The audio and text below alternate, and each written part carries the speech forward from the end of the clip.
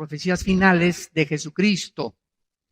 Esta ya es la culminación de estas señales y me quise concentrar dando relevancia a los tiempos en que nos encontramos, de que realmente estamos viviendo una época muy, muy peligrosa, una época en la que necesitamos comprender claramente qué es lo que nos trae la Biblia. Y en Mateo capítulo 24, donde vamos a iniciar la culminación de esta serie, las primeras conferencias las pueden ustedes adquirir, se las recomiendo porque es un estudio bastante profundo acerca de las profecías que Jesucristo mencionó que iban a tener relevancia para que nosotros pudiésemos discernir y reconocer en qué tiempo de la historia nos encontramos. Ahorita hay una grandísima revolución en el mundo acerca de que, pues ahorita va a haber una conferencia en Europa acerca de los climas, se van a juntar algunos presidentes y representantes de naciones. Me dio muchísimo gusto escuchar a la primer ministra de Alemania, Angela Merkel, que dijo, Europa necesita regresar a la Biblia y a Jesucristo. Una estadista como ella, ¿verdad? Es sorprendente estas palabras de ella, denotando, ¿verdad?, su fe que ella tiene en Cristo y en la palabra de Dios. Entonces, vivimos un mundo donde Europa fue convulsionada, como todos ustedes saben, por el racionalismo francés y el ateísmo alemán. Aproximadamente en el siglo XX, más o menos en la época de los 30, 40, vino un surgimiento tremendo del ateísmo en Europa. Y muchos pastores de Estados Unidos, de muchos seminarios, fueron enviados a prepararse a escuelas, porque muchas veces dicen, no, pues es que quiero mandar a mi hijo o a Harvard en Estados Unidos, o lo quiero mandar a estudiar a Francia, o lo quiero mandar a estudiar a Alemania. Y recordemos lo que dijo la mamá de los misioneros Wesley, del gran predicador John Wesley, tuvo cerca de 10 hijos. Ella dijo lo siguiente, yo prefiero tener hijos brutos y santos y no inteligentes y diablos. Así que es 1000 veces mejor, ¿verdad? Hay padres que han llegado conmigo, quiero mandar a mi hija a estudiar a Italia o quiero mandarle a España. ¿Sabes una cosa? Piénsalo 5 veces antes, porque a lo mejor hay una muy buena instrucción académica en España acerca de lo que quiere estudiar tu hija, o en Francia o en Alemania, pero quiero decirte que las condiciones morales de Europa nunca habían estado en un grado tan bajo. Entonces es una inmoralidad impresionante, un ateísmo impresionante, un rechazo a las leyes de Dios impresionante, donde nos damos cuenta, ¿verdad?, que al final de todo este caos surgirá el personaje que la Biblia llama como el anticristo. Entonces necesitamos saber nosotros dónde ubicarnos. Nuestros hijos es la próxima generación, si Cristo no viene ya ahorita saliendo aquí de la reunión o en la noche en el arrebatamiento de la iglesia, pero necesitamos pasarles la batuta a nuestros hijos y a la generación que nos sigue para que ellos puedan ubicarse y entender claramente el mundo que los rodea. Y no solamente concentrarnos, ¿verdad?, en trabajar. Pues, ¿para qué vives? Pues me levanto en la mañana, desayuno y voy a trabajar. Y después regreso a mi casa y me duermo. Y después vuelvo otra vez a trabajar. Y así te pueden pasar 20, 30 años sin que tú te des cuenta que naciste y viviste sin ninguna diferencia a los animales. La vaca se levanta y come y duerme. El caballo se levanta, come y duerme. Y la Biblia nos dice en los Salmos que muchas veces los seres humanos somos como los animales en la forma que vivimos porque no tomamos en cuenta a Dios en nuestro matrimonio, en nuestra familia, con nuestros hijos, en nuestro noviazgo, en el Estado, en la sociedad, en el trabajo. Entonces tenemos un propósito mucho más grande. Es importante trabajar, claro, pero cuando tú le pones a Dios y le das un lugar especial en tu vida, Él te va a iluminar para que tú comprendas que hay algo mucho más que eso, que es la comprensión de aquello que trasciende y que es posible que tú puedas en tu trabajo tener paz, en tu matrimonio tener paz, en tu familia tener paz y entender claramente lo que podemos heredarles a nuestros hijos, que no siempre es desgraciadamente, una herencia económica. A Cristo le hicieron 3 preguntas en Mateo 24, versículo 3.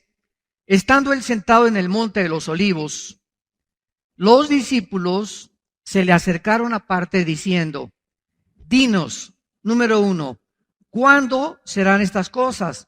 Esta pregunta está relacionada con la pregunta, con la declaración anterior de Cristo, porque en aquel tiempo Herodes había vuelto a reconstruir el templo y era una maravilla impresionante, ¿verdad? Con piedras de mármol y bueno, era algo verdaderamente atractivo. Y todo el mundo se quedaba con el templo como ahora, ¿verdad? Dios no nos mandó a construir templos, nos mandó a ser discípulos y a ganar almas para Cristo. Entonces, qué bueno, ¿verdad? Que el templo estaba maravilloso y con candeleros franceses y con alfombras persas y lo que tú quieras, ¿no? Y Cristo, al darse cuenta que la gente admiraba más los edificios que realmente el que debe estar dentro de nosotros, porque dicen Hechos 17, Dios ya no habita en templos hechos por manos humanas. O sea, Dios no quiere que entendamos que al reunirnos bajo un edificio es el templo somos nosotros. Esto está claramente comprendido, ¿verdad? Todos los cristianos tenemos que entender esto, el templo somos nosotros. Entonces Cristo dijo, ven, este templo va a ser destruido en 3 días. Y entonces ellos lo asimilaron como si fuera algo físico, pero estaba hablando de su muerte y resurrección. Entonces, ¿cuándo serán estas cosas? O sea, ¿cuándo el templo, dice la Biblia en el versículo 2, que iba a ser derribado? Esto se cumplió en el año 70, después de Cristo, cuando el general Tito, hijo del emperador romano Vespasiano, llegó a Jerusalén y arrasó y no dejó piedra sobre piedra en Jerusalén. Desde ese tiempo hasta 1948, o sea, estamos hablando casi cerca de 2000 años, Jerusalén había estado completamente en manos de los gentiles y no había habido adoración, se dispersaron los judíos por el mundo entero y en 1948, ante los ojos expectantes del mundo, Jerusalén se convierte y a Israel en un estado libre, soberano e independiente. Entonces, esta pregunta se cumplió en el año 70 después de Cristo. Ahora, estas 2 preguntas que quedan las contesta Cristo en 3 evangelios. En Marcos 13, en Mateo 24 y en Lucas 21. Aunque no veo que a muchos apuntando, se ve que tienen muy buena memoria. Marcos 13, Mateo 24 y Lucas 21 se encuentran las señales de los últimos tiempos en estos 3 evangelios. Y las 2 preguntas que nos quedan es la siguiente: ¿qué señal habrá de tu venida, de su aparición física? Y esto lo contesta en el versículo 29. Inmediatamente después de la tribulación es cuando Cristo viene en su segunda venida. Y dice Cristo, las señales son: el sol se oscurecerá, la luna no dará su resplandor, y las estrellas caerán del cielo, y las potencias de los cielos serán conmovidas. Entonces aparecerá la señal del Hijo del Hombre en el cielo, y entonces lamentarán todas las tribus de la tierra, y verán al Hijo del Hombre viniendo sobre las nubes del cielo con gran poder y con gran gloria. Notemos algo, en el arrebatamiento de la iglesia, que está en primera de Tesalonicenses 4, del 13 al 17, Cristo no toca los pies en la tierra. El arrebatamiento de la iglesia, Cristo queda en el cielo y nos saca de nuestros cuerpos. En una fracción de ojos, en cualquier momento, millones de personas vamos a desaparecer del mundo. Y toda la gente se va a comenzar a preguntar, ¿qué fue lo que pasó? La respuesta será, se los llevaron los ovnis, los extraterrestres vinieron por ellos. Entonces, el arrebatamiento es una cosa diferente de la segunda venida. El arrebatamiento no viene con ninguna señal. El arrebatamiento es inminente. ¿Qué significa inminencia? que en cualquier momento, en cualquier segundo, saliendo ahorita, hoy en la noche, mañana, dentro de una semana o dentro de un mes, pueden desaparecemos millones de personas de este mundo. La segunda venida será después de la tribulación, cuando el anticristo se enfrente en la guerra del Armagedón, cuando las naciones se junten, como lo vamos a ver, contra Jerusalén, y habrá señales en el cielo, se conmoverán las potencias de los cielos, y será algo visto por todo el mundo, tanto el occidente como el oriente, verán a Cristo viniendo con nosotros y con sus ángeles, y bajamos ya con Él a establecer el reino milenial prometido a Abraham, Isaac, Jacob, David, Salomón y a todos los profetas del Antiguo Testamento. Entonces, esta es la señal. Y finalmente dice Cristo, la última pregunta, ¿y qué señal habrá del fin del siglo? Y es lo que estamos estudiando. ¿Qué señales se están cumpliendo ahorita en nuestra generación? Cristo contesta en el versículo 4, respondiendo Jesús les dijo, lo primero que Cristo les dijo es que tengamos cuidado de ser engañados con falsas señales, desde luego. La capacidad de engañar la puedes ver tú en un mago.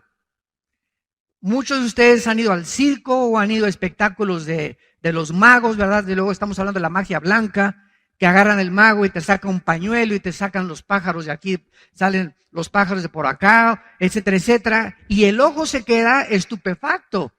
Y nos quedamos creyendo que realmente traía aquí una cotorra el mago, o que de aquí traía un pájaro, etcétera, etcétera, o que del sombrero saca un conejo, ¿verdad? Y todo obra alrededor de lo que se llama el engaño de la mente y de los ojos.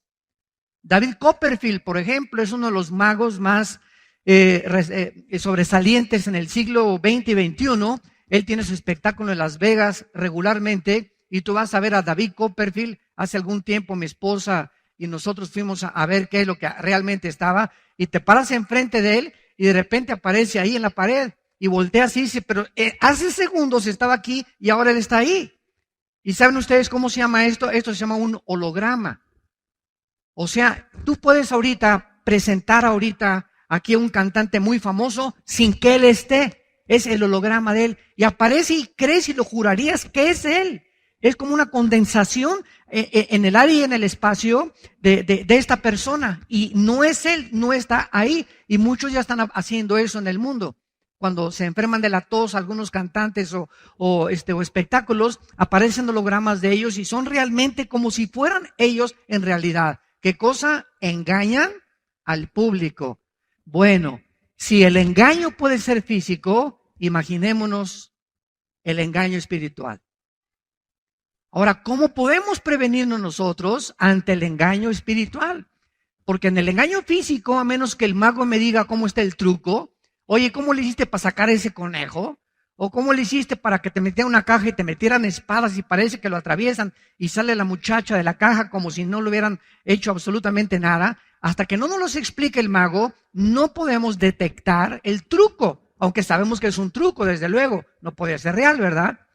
Pero ¿cómo podemos discernir nosotros el problema de no ser engañados espiritualmente? Vayamos al libro de los Hebreos. Y veamos en el capítulo 5, porque es tiempo de tomar en serio a Dios. Hebreos 5 dice el versículo 12 al 14, porque debiendo ser ya maestros, o sea, si hay cristianos que me escuchan en esta mañana o a través de las redes sociales, ahorita estamos en internet, y estamos alcanzando a millones de personas ahorita a través del internet. Todas las personas que nos escuchan, si tú eres un cristiano que ya tienes 5, 6, 8 años de cristiano, y en todo este tiempo ni siquiera a tus hijos les has compartido, por ejemplo, ahorita lo que estás aprendiendo. Por eso es tan importante tomar notas, porque no siempre la memoria nos falla. Y hoy llegas en la tarde con tu mamacita que está enferma, que no puede venir a la iglesia, y le compartes el estudio, esta conferencia de hoy. Mamita, fíjate que encontramos, el pastor habló de las señales, etcétera, etcétera. ¿Qué significa esto? Que somos llamados a que lo que recibimos tenemos que entregar. ¿A quién le compartes los estudios, por ejemplo, del ITI? Muchos de ustedes están inscritos en el Instituto Teológico Internacional que impartimos nosotros. Mi hermano Alejandro es el director. Tenemos más de 2,000 alumnos también por internet del ITI. Pero cuando tú vas a estudiar el ITI y nomás recibes y engordas y engordas y engordas, y ya sabes soteriología, ya sabes escatología, y ya sabes esto, y ya sabes aquello, pero ese conocimiento, ¿a quién tú se lo estás transmitiendo? ¿Alguna hija? ¿Algún hijo? ¿En tu trabajo? ¿En la hora de lunch en el trabajo? ¿A quién? Debiendo ser ya maestros, entendamos esto. Dios espera que lo que recibimos nos convierta en maestros, o sea, en personas que enseñan a otros y transmitan a otros el conocimiento de Dios. Esto es muy importante que tú lo entiendas y lo tomes en serio. Y es una ley inexorable espiritual. Lo que no entregamos, lo que no entregamos, no lo podemos recibir tampoco.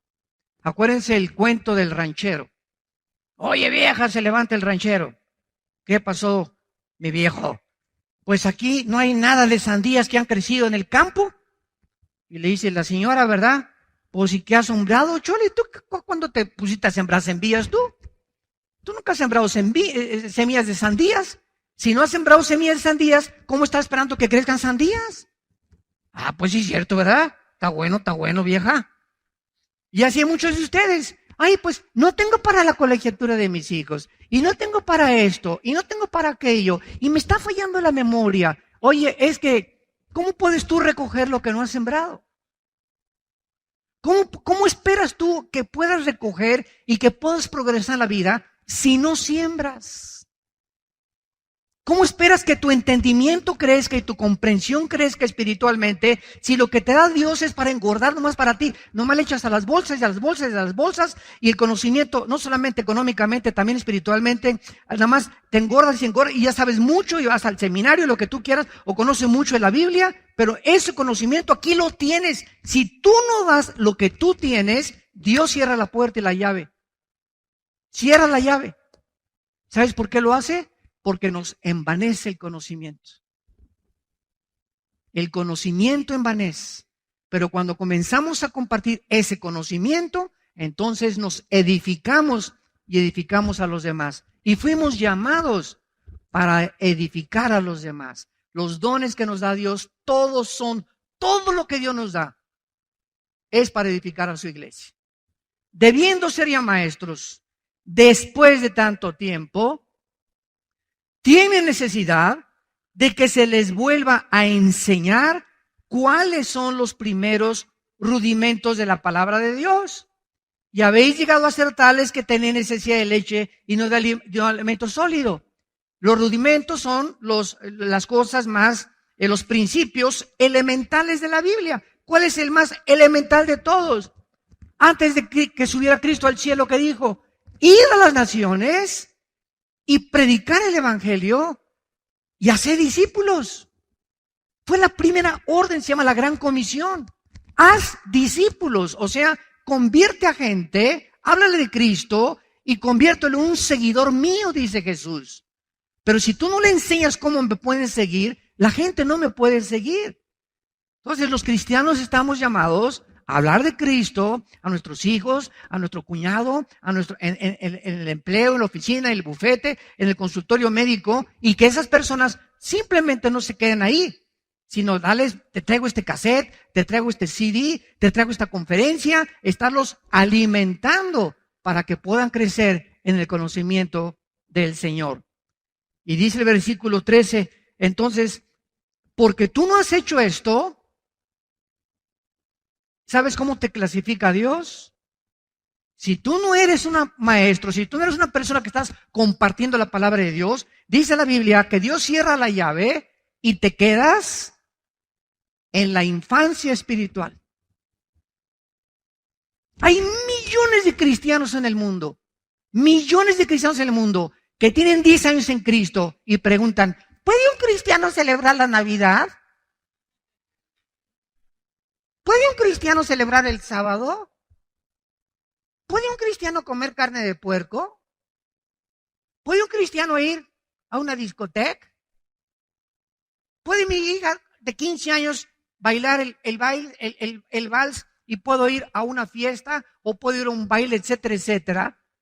Debiendo ser maestros y teniendo ya una claridad de lo que a Dios le gusta y lo que a Dios no le gusta, aún no saben discernir y siguen preguntando. ¿Por qué? Porque son niños, infantes espirituales y fácilmente engañados. Porque si hay alguien fácil de engañar es a los niños, ¿verdad? Con trucos. Si a los adultos se nos engaña, imagínense a los niños. Entonces dice, están participando de la leche y no de la palabra de justicia porque es niño. El alimento sólido, o sea, a un niño no le das una chuleta de puerco, a un niño no le das un tibón, a un niño no le das pescado, a un niño le das Gerber, lechita, cosas ligeras porque no tiene dientes. Hasta que le crezcan los dientes, el niño es capaz de poder asimilar la comida y masticar. Entonces hay muchos de ustedes que todavía no tienen dientes espirituales y todavía, ¿qué significa la predestinación? Y es cierto que Dios es poderoso. Si es poderoso, ¿por qué no destruye al diablo? ¿Por qué no ha acabado Dios con la maldad si Él tiene el poder? Si no ha acabado con la maldad, conclusión, es porque Dios no existe o porque no es bueno. Estos silogismos y esta tesis que les acabo de presentar son las que argumentan los ateos contra nosotros los cristianos. Y te agarran en un programa de radio o te entrevistan en la televisión o vas a algún foro universitario. Tú eres cristiano, a ver, pásale para acá. O cuando estés en la universidad, en el Politécnico, en la universidad o en cualquier lado donde tú estudies y comienzan a atacarte porque somos el blanco de la burla. Porque la mayor parte de la filosofía secular saben que no tenemos respuestas. Y por eso atacan a los cristianos y se burlan de ellos. El alimento sólido es para los que han alcanzado madurez por el amor de Dios. José, María y el burrito que los acompaña. Para los cristianos que han madurado, ¿cómo se madura? Compartiendo la palabra. En el momento en que damos la palabra y hablamos la palabra y enseñamos la palabra y a mi mamá y voy a visitar al asilo y a los viejitos les comparto la palabra, en el momento que estamos entregando la palabra de Dios, hay algo misterioso que sucede en el mundo espiritual que al dar nos edifica a nosotros y nos madura más rápido de lo que nos imaginamos. Es para los que han alcanzado madurez. Para los que por el uso tienen los sentidos ejercitados en el ¿qué cosa? Discernimiento. Esta palabra diacrisis en el griego significa distinguir entre lo que es bueno y lo que es mal, entre el bien y entre el mal.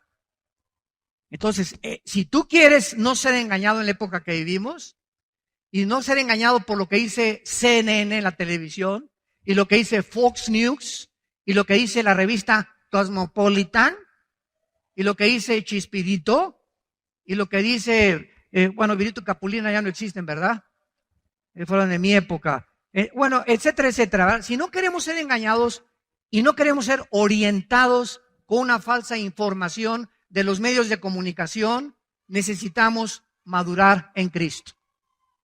Necesitamos entender que necesitamos madurar. Muy bien, regresamos a Mateo. Y es la primera advertencia que Cristo nos hace.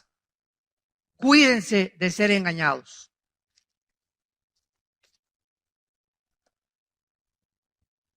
Me voy a detener un poco más aquí porque siento compartirlo.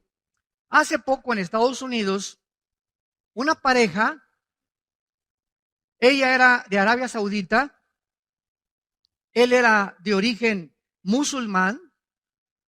De repente se llama radicalización. ¿Qué cosa es cuando una persona es radicalizada?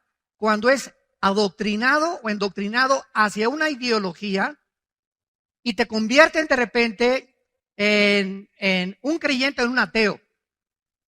O de repente te conviertes y aceptas que la filosofía de ISIS, el grupo terrorista monstruoso que está ahorita tratando de establecer el califato en el Medio Oriente, es lo que tú fuiste llamado, y van jóvenes de México y de Estados Unidos y de Italia y se unen a un grupo terrorista porque son personas que están buscando algo por lo cual vivir, cansados de la hipocresía del gobierno, de las religiones, etcétera, etcétera, y se quieren identificar por algo. Esto es algo inherente de la juventud, el idealismo, y entonces abrazan engañados una ideología o un sistema de pensamiento que los va a llevar a su propia autodestrucción. Pero lo que quiero compartir es lo siguiente.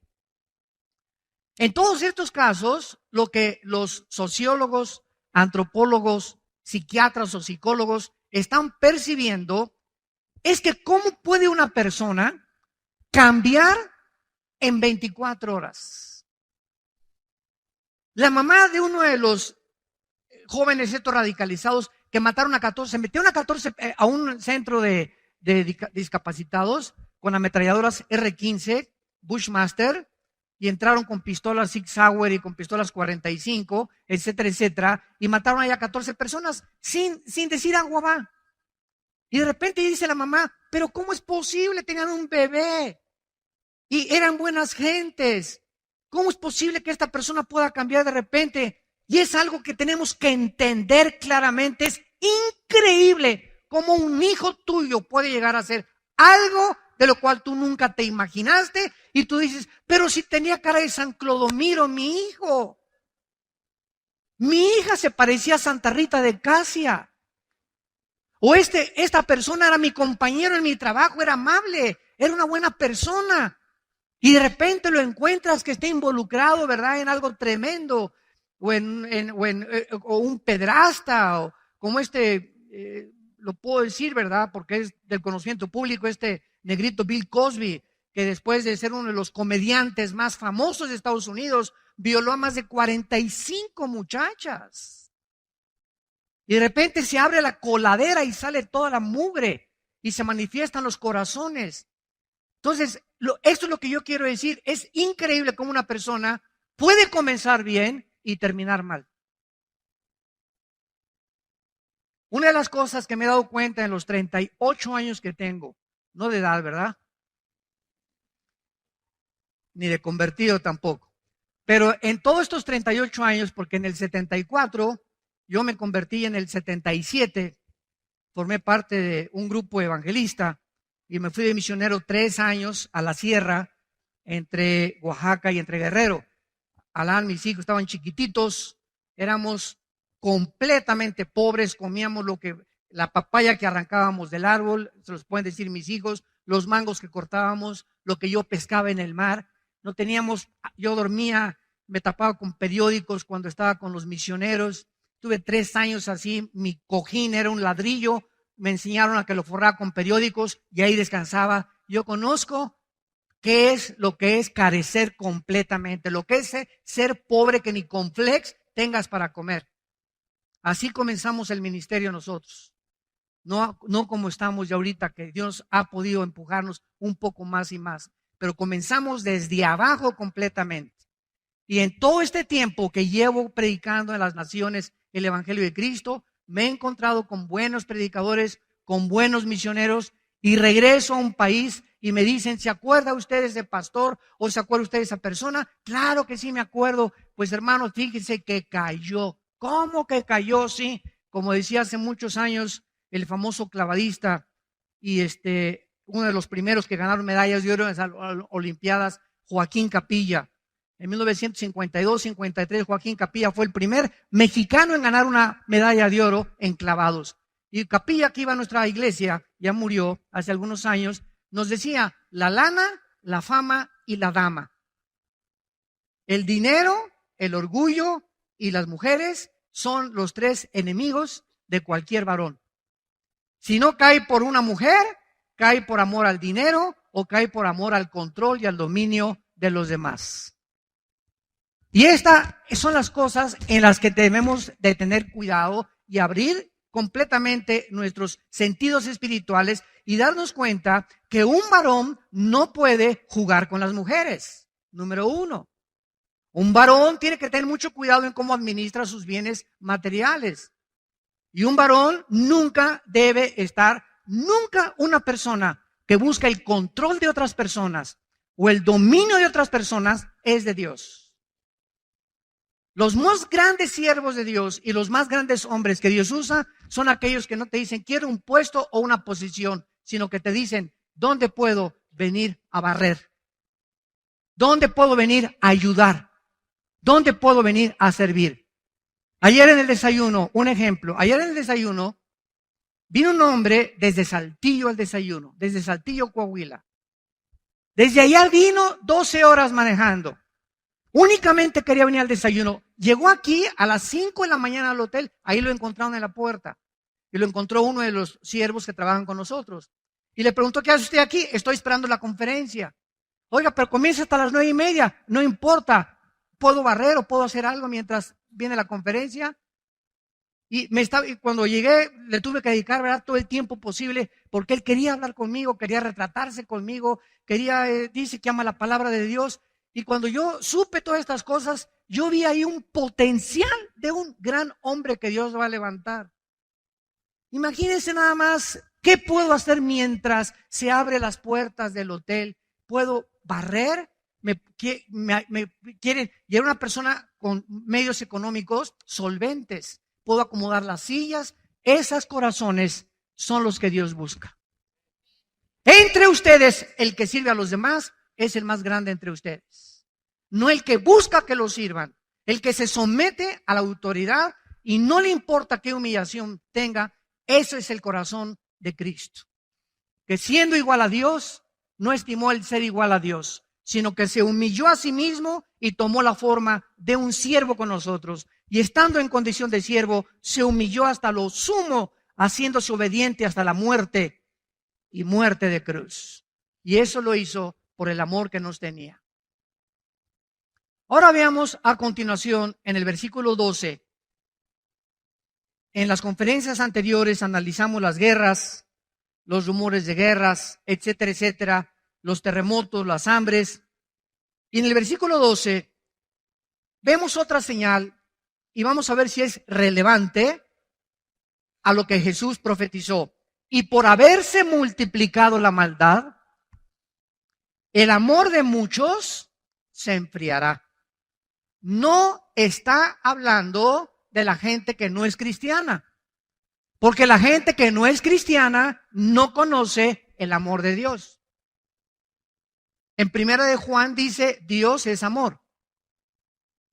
Y los que no aman como ama Dios, no han conocido a Dios. Y la palabra amor que la Biblia usa es la palabra ágape, en el griego. Ágape, que significa amar incondicionalmente.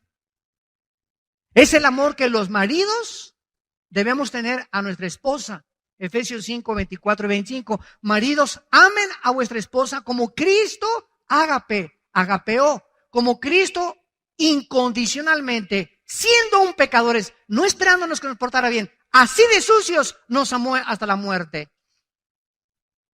Entonces no vengas, por favor, pues hasta que no se porte como Santa Mónica, mi esposa, y hasta que no me haga mis huevitos como chorizo, como a mí me gustan, y hasta que no sepa que aquí yo soy el que mando, yo no puedo amarla así. ¿Sabes una cosa? Ahí estás condicionando tu amor.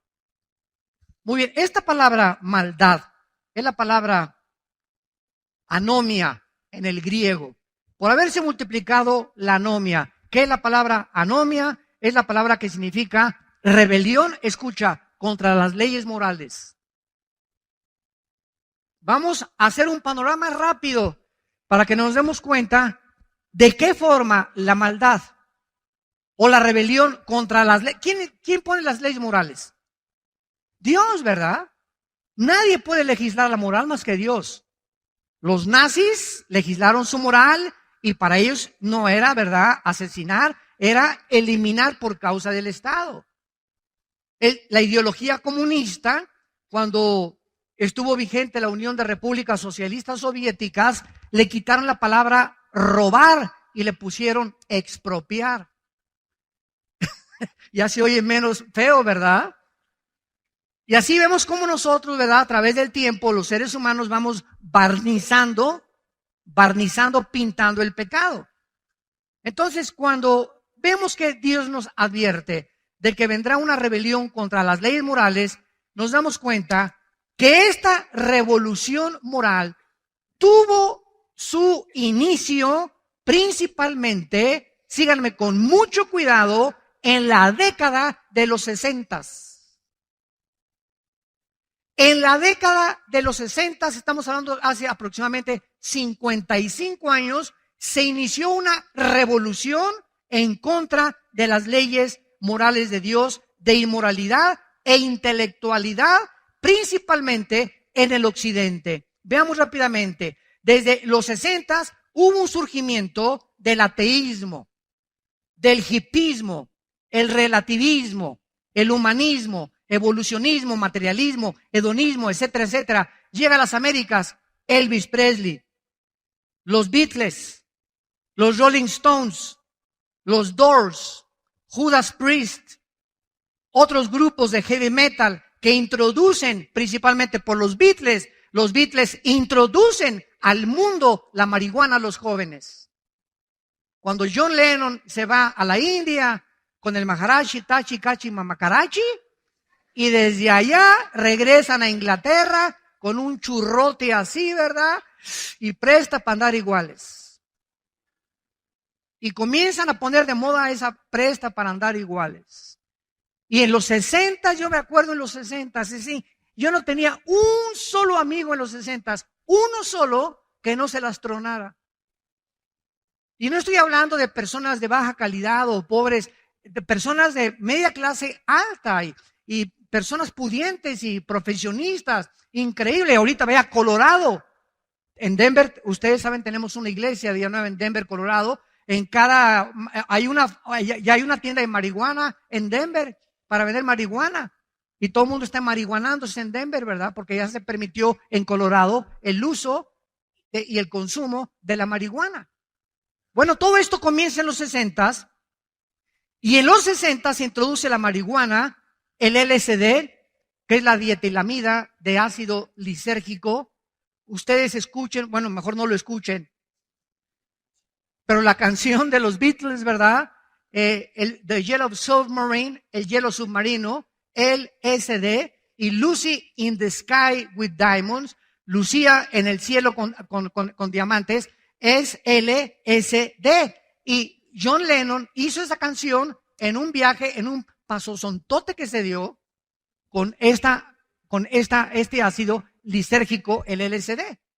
Entonces, ahí es cuando entra y todo el mundo comenzó a hacer viajes alucinantes, marihuana, cocaína, hashish, éxtasis.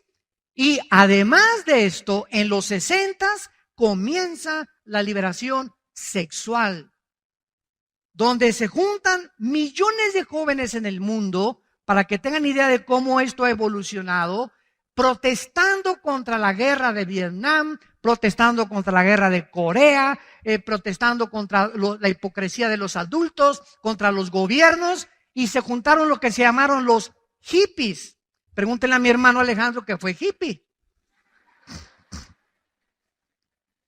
Mi hermano Alex, ¿verdad? Que es ahorita el director, ¿quién lo creyera, verdad? Que es el director del Instituto Teológico Internacional, traía el pelo hasta para acá, por acá, y peace and love, ¿verdad? Y era la época, los 60, o sea, así andábamos casi el 90% de los jóvenes con el pelo largo, no queríamos trabajar, protestando, y comenzaron a hacerse comunidades para vivir 3 hombres con 5 mujeres, o 10 mujeres con 4 hombres, o al revés. Y en los 60 comenzaron a nacer millones de seres humanos sin un papá o sin una mamá, o por lo menos no sabían quién era el papá ni quién era la mamá.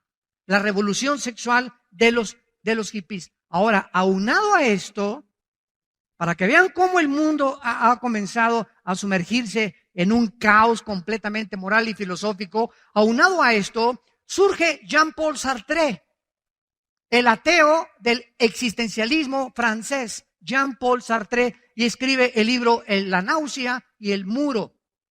Y este hombre, Sartre, comienza a invadir. El joven ya estaba moralmente degradado, la marihuana, el hashish, el LSD, etcétera, etcétera. Físicamente el diablo ya estaba destruyendo a la juventud. Ahora venía el ataque intelectual a la mente, el ateísmo francés, de Rousseau y de todos los ateos que absorbió Jean-Paul Sartre. Y Jean-Paul Sartre comienza a decir, es que el existencialismo es la ideología en la que yo no necesito más que existir. No hay ninguna diferencia entre nosotros y los animales. Sartre, como lo vamos a ver más adelante, infectado por Carlos Darwin. Porque todo el siglo XX, los filósofos del siglo XX, que fueron Sigmund Freud con la mente humana, ateo. Friedrich Nietzsche, el padre del ateísmo del siglo XX, ateo. Carlos Marx y su capitalismo, ateo. Los más grandes pensadores del siglo XX, mentes filosóficas, fueron todos ateos. Y esta filosofía atea inundó las universidades. Harvard, Princeton, Yale, que fueron fundadas por pastores. Las más grandes universidades norteamericanas fueron fundadas por pastores para preparar líderes para el ministerio. Se convierten en bastiones del evolucionismo, del materialismo y del ateísmo. Infectados porque cuando te dicen que venimos de los animales y que no hay diferencia entre nosotros y los animales, dile a tu maestro que a quién se parece su abuelita.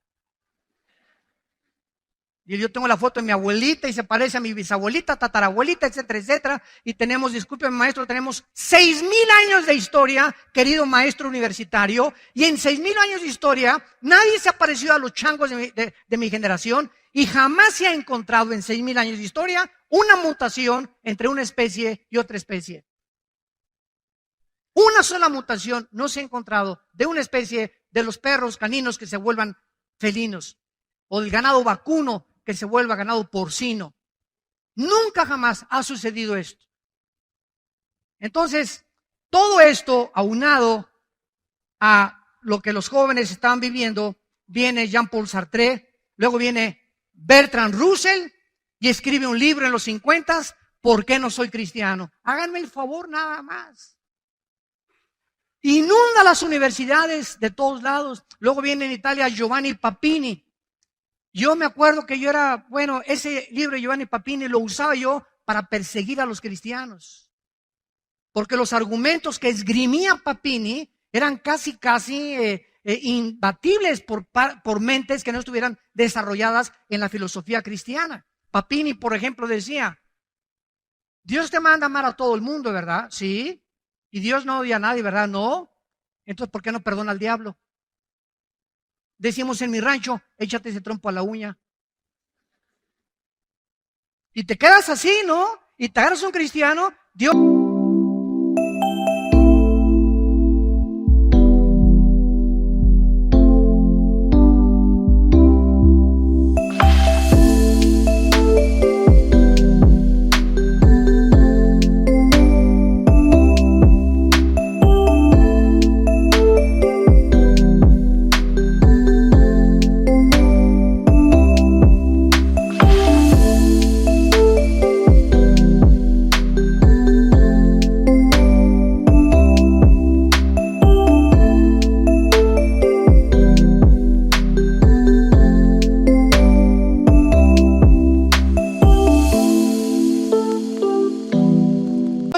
Sí, poderoso sí. ¿Podría Dios crear una piedra lo suficientemente grande que no la pudiera cargar? Y cosas de esas. Dios es bueno, ¿verdad? Sí. Entonces, ¿por qué crió al diablo si es bueno? Dios es bueno, sí, ¿verdad? Entonces, ¿por qué permite que haya maldad y que mueran niños y que violen niños y que eso y el otro? Si Dios es bueno, ¿por qué permite esas cosas? ¿Y qué respondes tú? Y no hay respuestas dentro del nivel intelectual en que nos encontramos hasta que venimos a su palabra, donde sus pensamientos son revelados a nuestra mente finita y donde a través de su revelación podemos dar respuestas al mundo.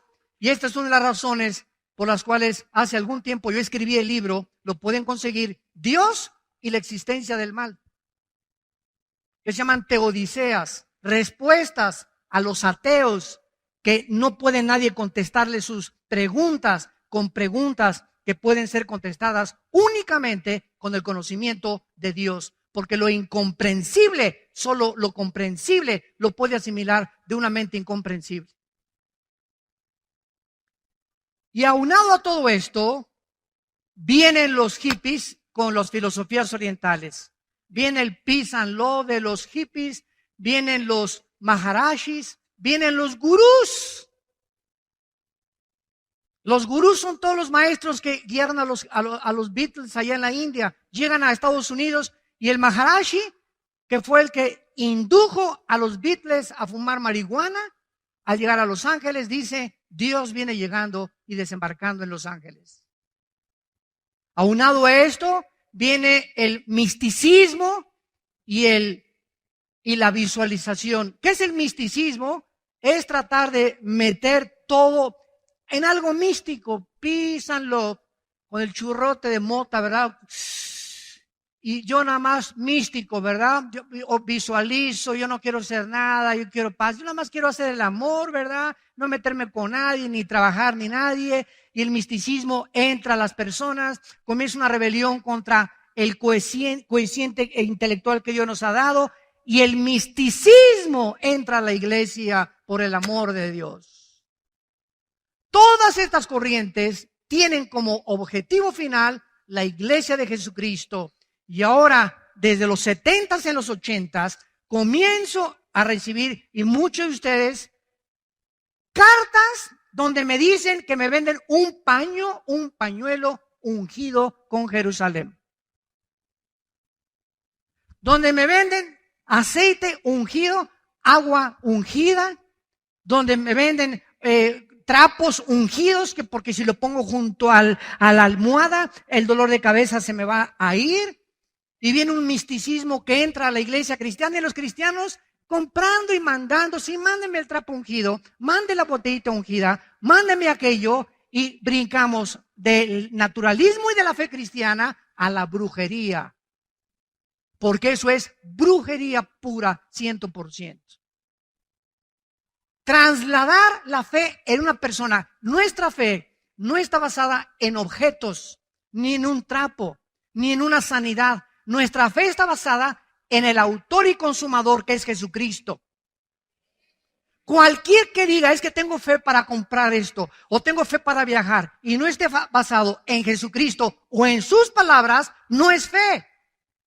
Es misticismo, es una esperanza vulgar nada más. Y la iglesia cristiana se comienza a sumergir en el misticismo, en la brujería. La brujería entra a la iglesia. ¿Es posible que la brujería entre a la iglesia? Por el amor de Dios, lean Gálatas capítulo 5, versículo 1. La iglesia de Galacia era una iglesia influida por demonios. ¿Cómo lo sabemos? Porque cuando Pablo dice, estoy fascinado que hayan sido ustedes extraviados de la fe, esa palabra fascinación es la palabra que se usa para brujería. Estaban hechizados la iglesia de Gálatas con el legalismo de la ley mosaica. Claro que tenemos todavía vulnerabilidad a los ataques de Satanás. Por eso no podemos ser engañados. Y millones ahorita de iglesias en el mundo entero, cada vez que regreso a mi casa, regreso con una tristeza que me invade como no se imaginan. Los cristianos, ¿verdad?, no se disipulan entre semana, solamente se comen una torta milanesa el domingo y ya con eso creen que les va a durar toda la semana. No estudian la Biblia profundamente, no se enseña profecía, no se enseña escatología, no se enseñan los fundamentos de la palabra de Dios, y la iglesia está en el misticismo, experiencias. Tóqueme, hermano, para que tenga otra unción. ¿Cómo que otra unción? Hay una sola unción nada más, es el Espíritu Santo, no hay dos ni tres, por el amor de Dios. Ni en la Biblia del Mormón se encuentra una tercera unción. Y todo esto, y los cristianos, amén. Amén, aleluya. ¿Cuál amén? Vive el diablo, amén. Tengo que hablarles de esta manera porque nos encontramos en los tiempos finales. Y Jesús dijo, como en los tiempos de Noé, así será mi venida. La mayoría no entendieron y se los llevó a todos del diluvio. Y los cristianos en nuestra época no quieren entender, no quieren servir, no quieren amar a Dios con todo su corazón. Quieren, ¿verdad?, que se les sirva y llegan a la iglesia. En esta iglesia no hay amor, me voy donde me amen. Tú no vas a la iglesia a buscar quien te ame. Tú llegas a la iglesia a buscar a quien tú amar. A quién abrazar, a quién darle un favor, por quién orar, por quién tener misericordia, a quién dar mientras más demos. Todo lo que Dios nos ha dado, dinero, conocimiento, intelectualidad, todo lo que demos, todo lo que salga de nosotros, nos lo regresa a Dios multiplicado. Salta de tu cascarón ya, rompe tu cascarón ya de egoísmo donde vives. Es el ego de nosotros. Y me hicieron esto, y me escucharon por allá, y vienes a servir. Venimos a servir todos, somos siervos inútiles. Ahora hasta apóstoles ya hay. El año que entra va a ser un papa ya.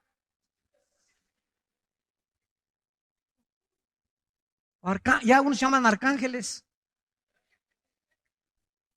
Y le agregamos a todo esto la revolución feminista. Ahora sí, todas las vírgenes había así por haber.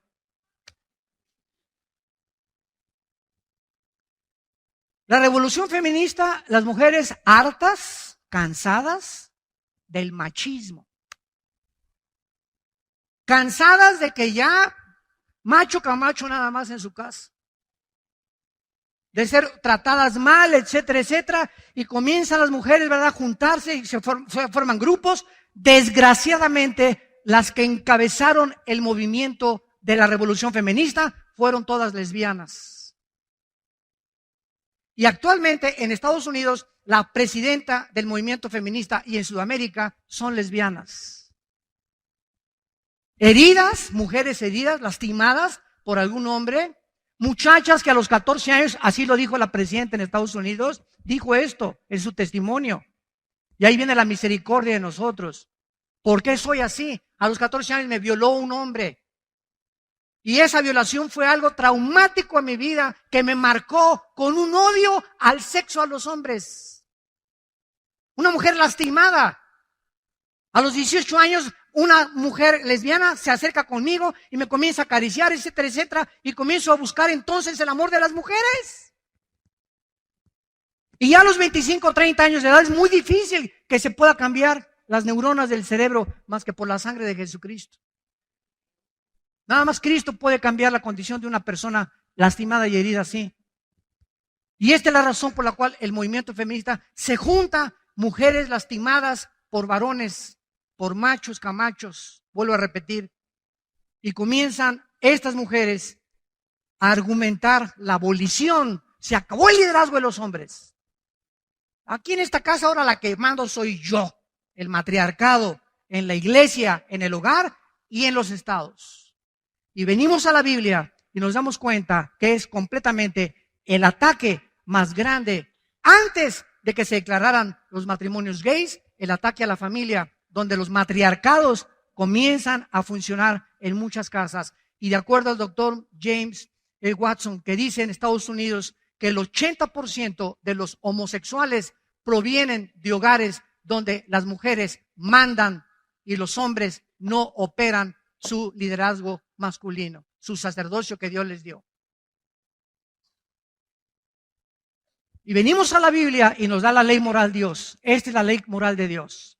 Para meternos al camino, para orientarnos y hacernos ver qué equivocados estamos en escuchar esto y aquello. Es Dios, Jesús dijo, yo soy el camino. Si seguimos a Cristo, Él nos va a guiar y nos va a sanar. Si tú tienes esta tendencia de rechazo a los hombres y me escuchas, o si tú eres hombre y te ves en el espejo y te bajas los chones y el espejo te dice que eres macho, que eres hombre, entonces si tu mente te dice que no, que eres mujer, traes tornillos flojos. Algo está mal en tu mente que está contradiciendo tu misma naturaleza, entiende esto. ¿Qué tienes que hacer? Oh Dios, cámbiame. Vengan a mí los que están trabajados y cargados, y los haré descansar. Es Cristo la respuesta a los problemas más profundos, existenciales, mentales del ser humano. A eso murió en la cruz, para sanarnos, para darnos vida y darnos vida en abundancia. Para que entendamos que no podemos funcionar de otra manera. Cualquier otro camino, hay caminos que parecen derechos, pero su fin es camino de muerte. Y si no seguimos ese camino, estamos en un camino equivocado. Y ahí es donde viene el arrepentimiento.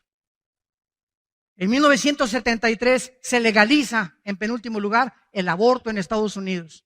Más de 15 millones de bebés han sido muertos en los últimos 40, 50 años.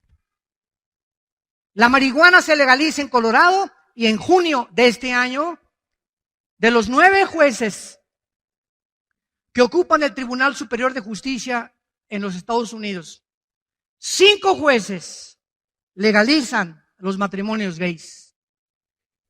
Como decía un abogado cristiano hace poco que escuché, si Estados Unidos es una nación democrática y ha luchado por la democracia en el mundo, ¿cómo es posible que no se haya hecho un consenso, verdad, para que la población determine, porque esa es una democracia, el pueblo gobierna, una votación para ver quiénes son los que más votamos, si estamos de acuerdo con el matrimonio gay o con no el matrimonio gay? Ahora, 5 hombres determinan y redefinen el matrimonio y la familia. 5 hombres. Nos extraña que nuestra sociedad esté al borde de la destrucción, cuando es la familia el fundamento de toda sociedad. Nos extraña que ahora los niños menores de edad se están convirtiendo en asesinos. Nos extraña que la misma naturaleza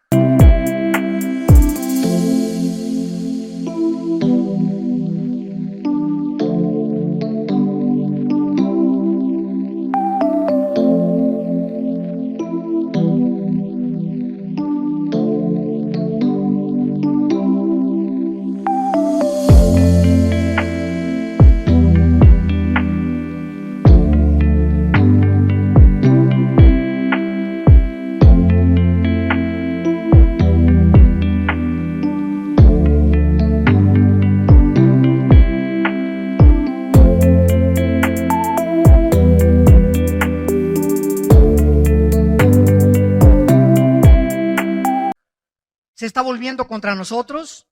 Terremotos, tsunamis, inundaciones, huracanes, tornados, incendios forestales, sequías, lluvias del tamaño de pelotas del golf, y volteamos, Dios, ¿por qué? ¿Cuál Dios? Somos nosotros. La moral, el pecado del ser humano que está cubriendo las sociedades, está provocando la ira de Dios. Como escribió hace 2700 años el profeta Isaías en el capítulo 24, versículos 5 y 6. Escuchen lo que hace 2700 años, para terminar, escribió este profeta acerca del final de la humanidad. Y la tierra se contaminó bajo sus moradores, porque traspasaron las leyes, falsearon el derecho. Isaías 24, 5 y 6. Quebrantaron el pacto sempiterno. Por esta causa, la maldición consumió la tierra y sus moradores fueron asolados, y por esta causa fueron consumidos los habitantes de la tierra y disminuyeron los hombres. Dios ha asociado la naturaleza del planeta con la moral de los seres humanos. Cada vez que el ser humano se rebela contra las leyes de Dios, vean esto con mucho cuidado, cada vez que le decimos a Dios, no me importan tus leyes, yo soy el que establezco las leyes morales, la naturaleza se vuelve nuestra enemiga. El mundo se vuelve nuestro enemigo. El campo, las sequías, los mares, todo es algo que está relacionado con la moral del ser humano.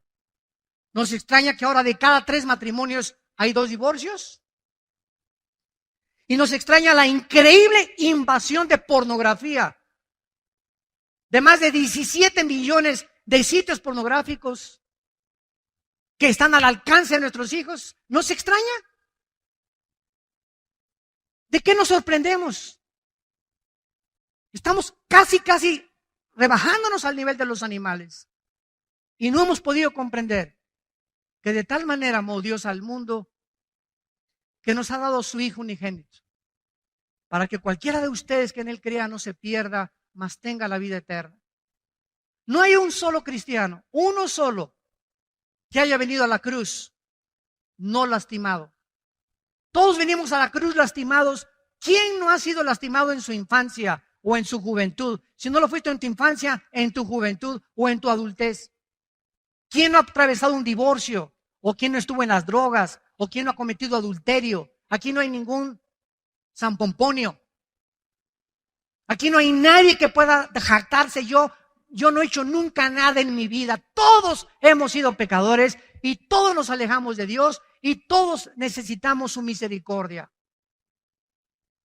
No podemos apuntar y el dedo hacia atrás, sino entender que esa gente lastimada que está en el mundo es porque no ha oído de tus labios, tu familia, el mensaje de la cruz y de la reconciliación en el Hijo de Dios. Oremos. Padre, te damos gracias porque hemos sido elegidos según tu presencia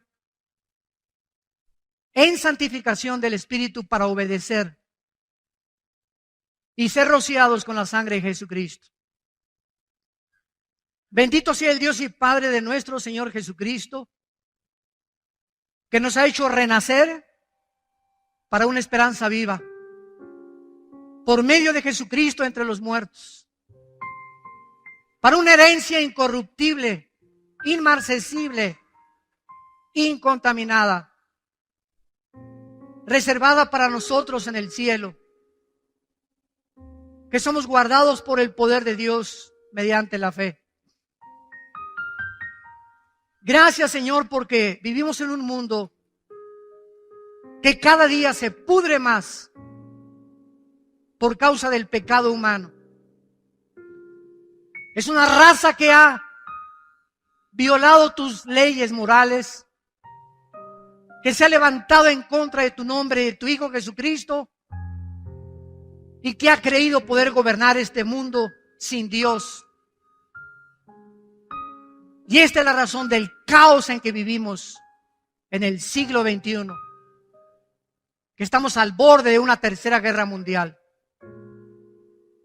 Señor, en esta mañana te pedimos por todas las almas que están escuchando este mensaje a través de las redes sociales, a través de la televisión, y las que se encuentran presentes, que con el poder de tu Espíritu y de tu palabra las hayas tocado y puedan estar bajo convicción en este momento de pecado, reconociendo que te han ofendido, que necesitan a Jesucristo, y te pido, Señor, que las traigas a la cruz, porque eres tú, Señor, el que nos llevaste a la cruz.